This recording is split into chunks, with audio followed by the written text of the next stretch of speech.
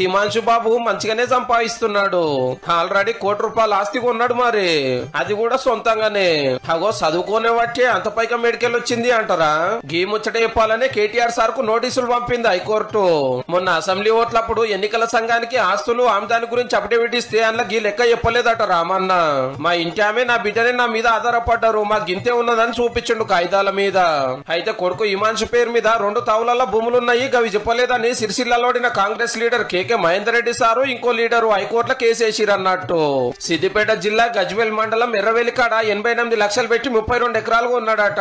అట్లనే వెంకటాపూర్ 4 ఎకరాలు తీసుకున్నాడట 10.5 లక్షలు పెట్టి. అది కూడా 18 ఏళ్లు నిండిన వారం 10 రోజులకే. అగో మొన్నటిదాకా డాడీ మీద ఆధారపడ్డ చిన్నబాబుకు గింతెల్లమే గంత పైకం ఎట్లొచ్చింది అనేది మహేందర్ రెడ్డి సార్ పట్టిన లాజిక్ పాయింట్. రూల్స్ తప్పిండు, మొత్తం వివరాలు చెప్పలేదు. కేటీఆర్ గారి ఎమ్మెల్యే ఎన్నిక ఎల్లదని హైకోర్టుకు పోతే ఎమ్మటే రామన్నకు నోటీసులు పంపి విచారణ 4 వారాలు వాయిదా వేసింది. అయితే ఇంకా ఏమైతుందో గానీ మా హిమాంశు బాబు అప్పుడే 3 ఎకరాలు ఆసామైండని బాపు అభిమానులు మస్తు మురుస్తుండొచ్చు.